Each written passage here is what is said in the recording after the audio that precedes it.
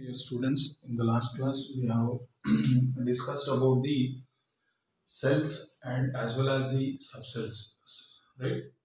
So limitations I will explain, right? You don't worry about that.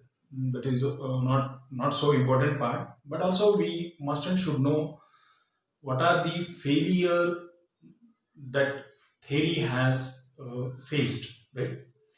So we must and should know about that. So definitely I will explain about that. Don't worry about that. And then next we will move towards the orbits, right?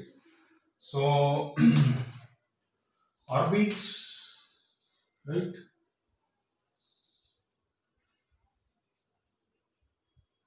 So what is orbit? First we will see, and then later we will discuss about it.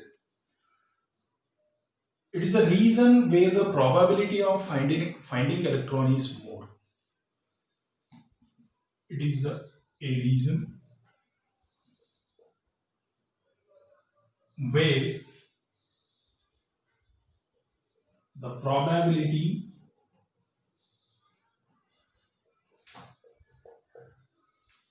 of finding electron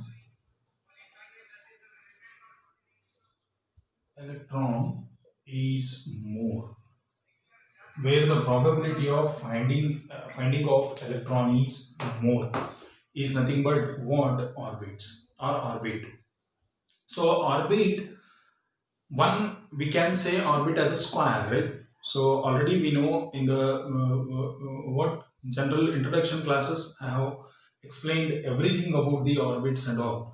So here, dear student, one I can say the orbits will be like this, right? So that means we have four different subshells, S, P, D as well as F.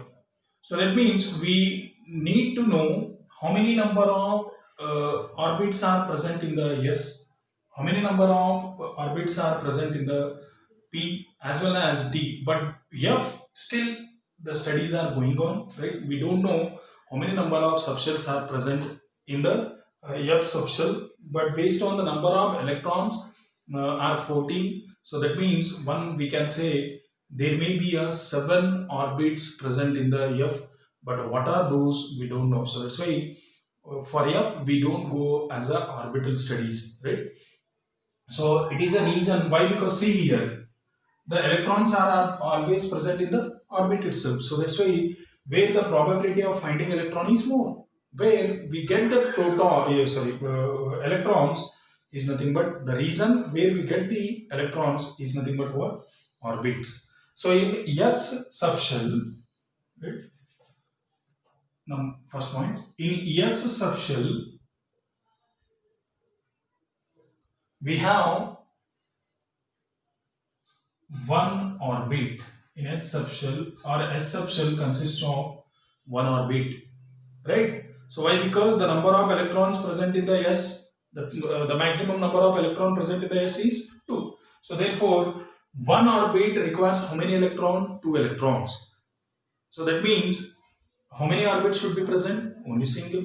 So now in P orbit, P subshell requires maximum number of electron present in the P subshell. In the last class only I have discussed 6 electrons. 6 electron means one orbit requires 2 electron, means 6 electron when we can add into 3 orbits. So that means 3 orbits are present in what? P subshell. As again in the D subshell, to complete this D subshell, we require how many electrons? 10 electron. 10 electron means each orbit is occupying 2 electron, means how many orbits we require to fill the 10 electrons? 5 orbits. So that means this is all about the orbits. So that is the maximum number of electron, and finally one I can say the maximum number of electron present in a single orbit will be always 2. A one orbit, right, one box can occupy a 2 electron only. So this is the condition, right? So in that, based on that condition, S has 1 orbit, P has 3 orbit, and D has 5 orbit. Based on what? Number of electrons as well as based on the condition of orbit. So in orbit, never ever the electron exceeds more than 2, right? So this is the most important condition. So now we will see some detailed study about the orbits. I mean, we have s orbit, p orbit, right? S subshell, p subshell, and d subshell. So that means now we will see the s orbit, p orbit, as well as the d orbits. So now see here, s orbit. So that means s square orbit. So generally we will just see s orbit, p orbit, and orbit. So s orbit, the shape of the s orbit is spherical. Very important, dear students. The shape of s orbit is spherical. Very important. Spherical means always it will be like this. The spherical shape. S orbit has the shape as a spherical, and the number of electron in s orbit already we know. The number of the maximum number, we can say the number of electrons in s orbit will be always 2, right? So in s orbit the maximum number of electron will be always 2 only, right? So in s orbit we cannot exceed the number of electron 2 to 3 or 3 to 4 like this. The number of electron present in the s orbit will be always 2. So now p orbit. The shape of p orbit is the shape. It will be not visible. Better I will write with the black. The shape of p orbit is dumbbell shape. Dumbbell shape. I think you might know about the dumbbell like this, right? Or else if I write horizontally, then vertically, then it looks like this. In p orbit there are 3 suborbits. In p orbit there are 3 suborbits. That means the number of electron, maximum number of electron, we will say that first. The number of electron in p will be 6, right? So that means 6, for 6 we require how many boxes? 3 different boxes. Why? Because one box requires only 2 electrons.